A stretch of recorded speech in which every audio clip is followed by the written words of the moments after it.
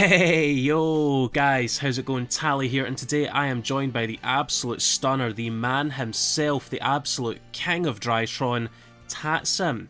Tatsym, how you doing, my man? Hey, I'm doing really good. Thank you for having me on. It's an absolute pleasure, my man. I got to be on your channel, so it's only fair that I return the favour, but let's be real, you're the one doing me the favour here, explaining and talking about Drytron. I've been playing Drytron. I haven't played it since release. I only picked the deck up after Ben 10 got hit, because I am more a rogue player than anything else. Well, I do play a lot of meta nowadays. I just like my rogue decks, and I picked it up. It looked very fun and balanced with Ben 10 not at 3. And I had a lot of fun with it. I had some mild successes, stopped a couple of extravaganzas with the previous builds. But of course I had the deck, and I knew that Diviner and Mubeta Fafnir, the brand new cards from Lightning Overdrive, were coming. And they definitely tuned the deck in a very different direction. And just a quick one, my man. First of all, for the people in YouTube land, make sure to like, make sure to comment, make sure to subscribe. But that playmat, where did you get that from?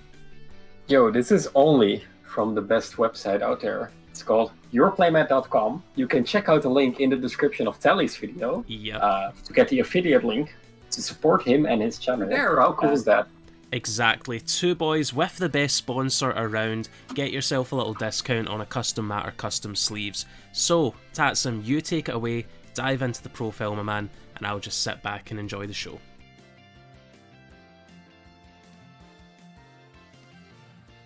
Alright, so I will talk about the Drytrons first. So, there are 5 Drytrons, but only 4 of them are good. They all have the exact same effect. You can special summon them from your hand or graveyard by either tributing a ritual monster or a Drytron monster from your hand or field. So these guys already have a lot of value. They are once per turn though. So when you have an Alpha and a Zeta in the hand, you can activate Alpha, tribute Zeta to the grave, summon Alpha, its effect activates, and then, for example, later that turn, you can summon Zeta by tributing either Alpha from your field or a ritual. Then they all have a different effect when they are summoned that way. But one thing to explain before we go into the individuals, they also have another effect. That if you special summon them, you cannot special summon monsters this turn that can be normal summoned. So you can normal summon anything you want, but a card, for example, like Dino Wrestler Pancratops, is not a card that you can play in this deck. Because once you activate the Drytrons, you cannot special summon monsters that can be normal summoned. So that makes the deck already really interesting. You can do anything else though. You can special summon Link monsters, you can do ritual summons, you can do XYZ summons, Synchro summons, anything, that's all fine, but you cannot special summon monsters that can be normal summoned. This is a very cool ritual engine, but you cannot combine it, for example, with something like the Incantations, because those are monsters that can be normal summoned. Which makes it a lot different than brand new ritual support. So Alpha has the effect. When he is special summoned by attributing a ritual or Drytron, you can add a ritual monster. Zeta adds the ritual spells. These two are the most important ones, which is why we play them at 2. Then we have Delta. When he is summoned, you can reveal a ritual monster or ritual spell in your hand, and then draw an additional card. That's also very good for making up more resources. And then you have Gamma. When Gamma is summoned, you can special summon any Drytron from your graveyard except himself. So we also play this at 2 alone. The Zeta and the Alpha actually search cards. Well, Delta gives you more advantage, but Delta and Gamma are a little bit more specific than the other ones, which is why we don't play them as often. We also play a lot of search cards for these cards, so playing them at 2 is fine. You're not only playing Delta because you want a Delta some of the time. So that's basically what it already starts down to. So these monsters are very insane and very high value, especially at turn 3. So turn 1 you do full combo, then your opponent tries to play through it, they probably won't. And then all you have to do is either have a Drytron or a Ritual, and you can summon anything back. You might think that with this many monsters that help with Ritual Summon, we Ritual Summon a lot. But we actually don't. There are 4 ritual monsters that we play in this deck. This is another Drytron card, Meteonis Orconis. He has 4000 attack, which is quite buffy. He can attack all monsters your opponent controls, which is quite wild because he's 4k. And he can banish 2 Drytrons from the graveyard to target 2 cards on the field and send them to the graveyard. So this is kind of the boss monster of the Drytrons. They also have one that removes back row, but that's just not good enough. Before we go further, the last thing that I do have to explain that is kind of new is the Meteonis Drytron spell.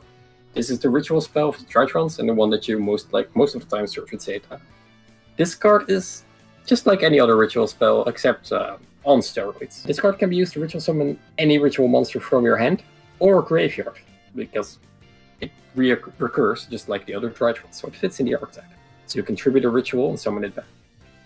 You must also tribute machine monsters, important, from your hand or field whose total attack equal or exceed the attack of the ritual monster you ritual summon.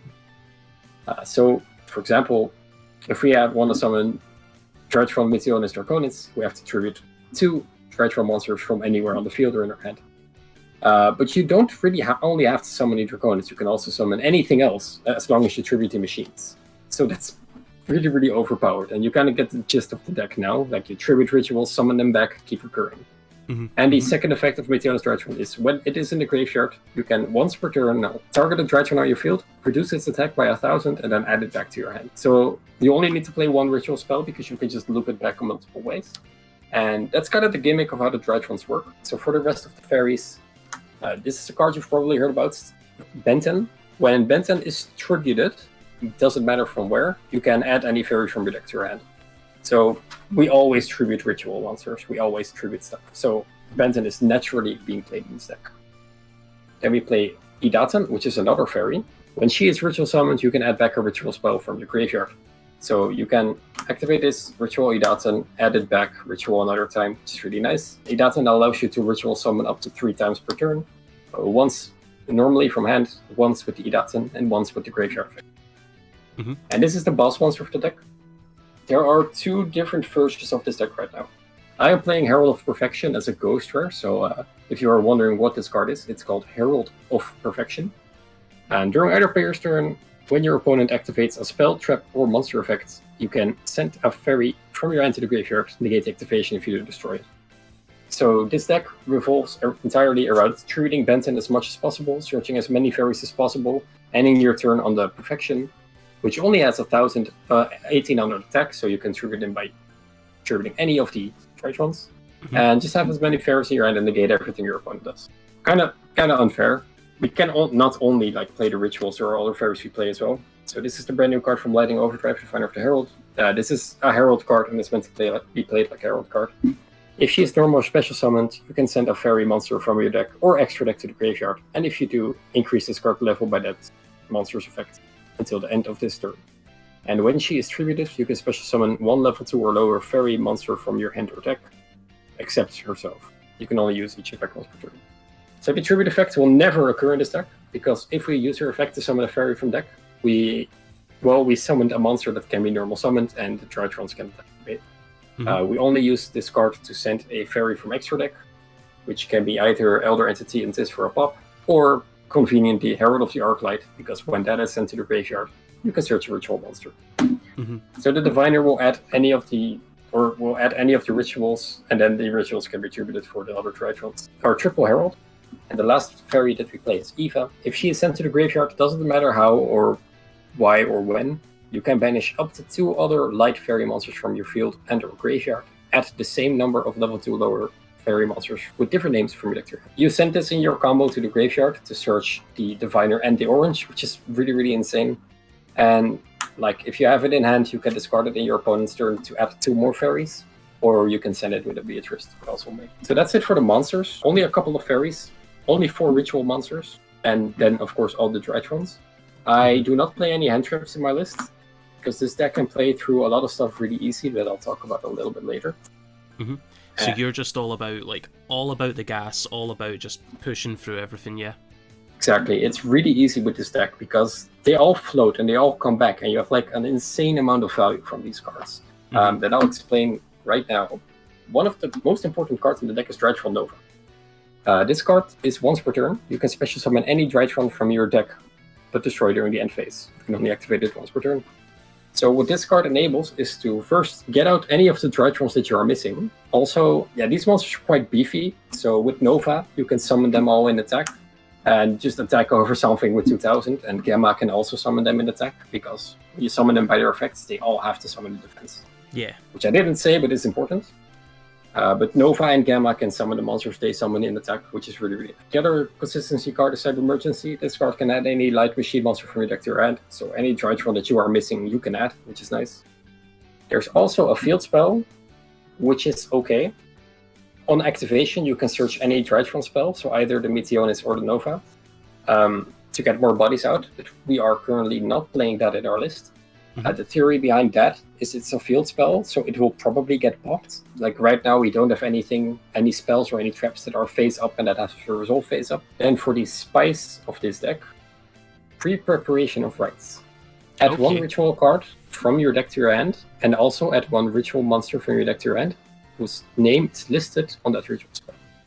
So you add Dawn of the Herald, and Dawn of the Herald in its card text says Herald of Perfection.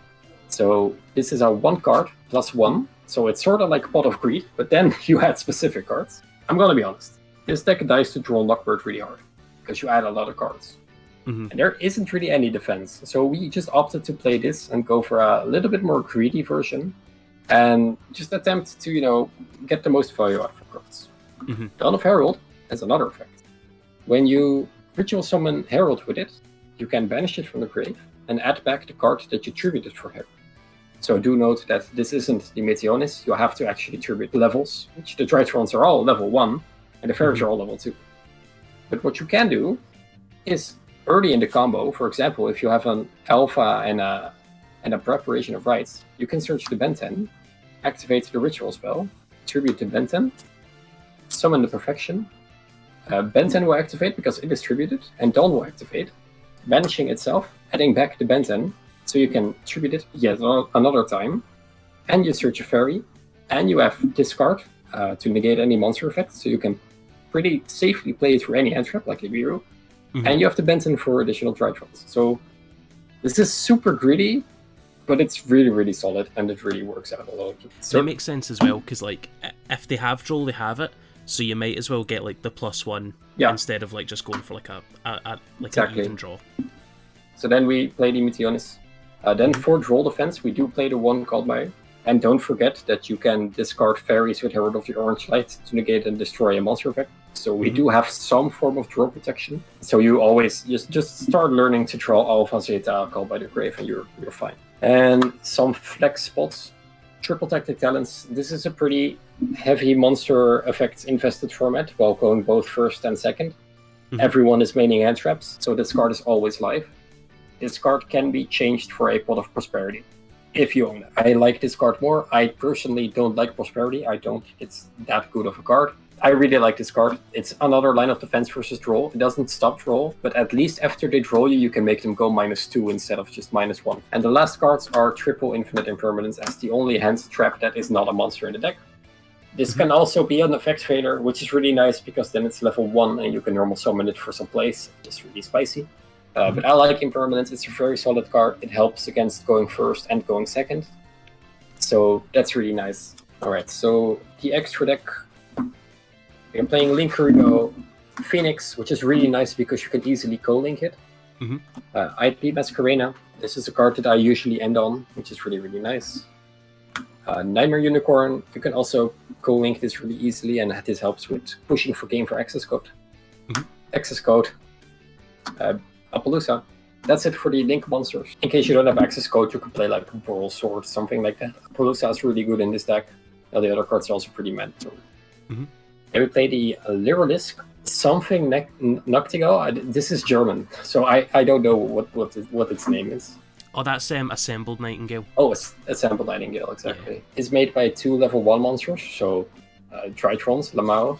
And this card can attack your opponent directly and deals damage 200 times the material, and it can attack twice. So you have 2 Drytrons, overlay for this, attack, go to main phase 2, overlay for Downward Magician. And then for a Zeus for 4 materials, which is really nice. People have been cutting these cards for a card named Kikanishi Fuko, which is unaffected by all card effects. You can detach to make him not be able to die, which is nice because if you get trolled, you just make that and you 100% survive the next turn. But I like this. I am more focused on the Nightmare plays and playing through my opponent and then making a Zeus. If you make a Zeus blind into a field, of course it's not going to work, and of course you're not going to summon Downer. So you do have to learn to play around a little bit with the deck, not always shotgun Zeus and wait for the right time. But the bird is also fine. Then we play Beatrice. It is important to note that when the Diviner sends a card from the extra deck to the grave, it gains its level. So if you send Herald to search a ritual monster, she becomes level 6. And then you can easily overlay the Diviner together with an Edatin or a Benton, for example, to make Beatrice. Beatrice is used to send any card from the deck to the grave, which could be Eva for more fairies, or it can be a combo piece that you are missing. Overall, this is really versatile.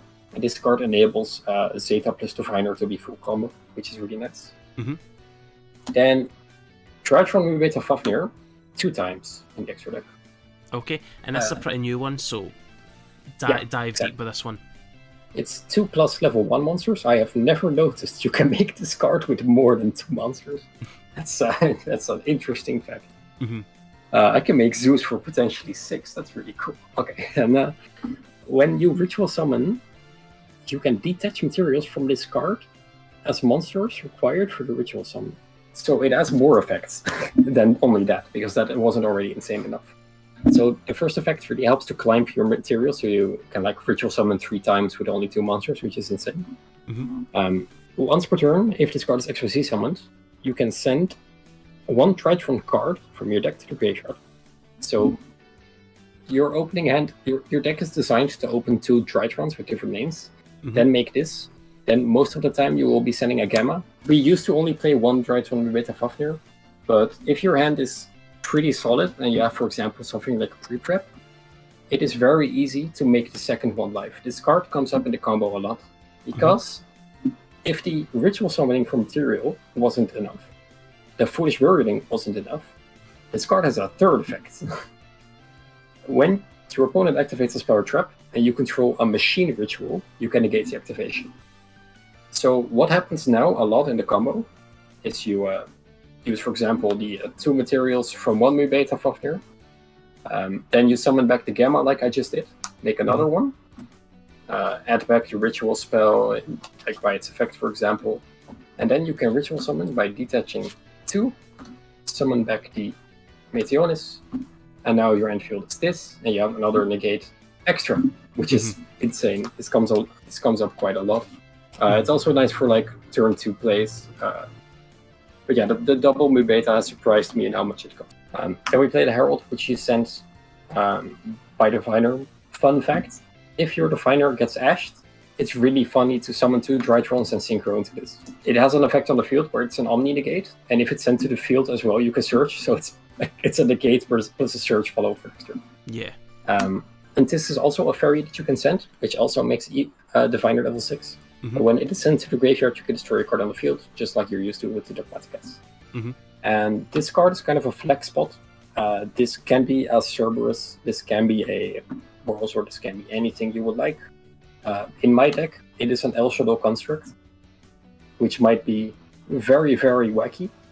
But if you want to see why this is an El Shadow construct, you do have to go to my YouTube channel, which is youtube.com/Tatsym, where I explain everything about the side deck. Gang, that is the video. I was gonna cut that off before everything got too crazy with the combos, which you can check out on Thursday.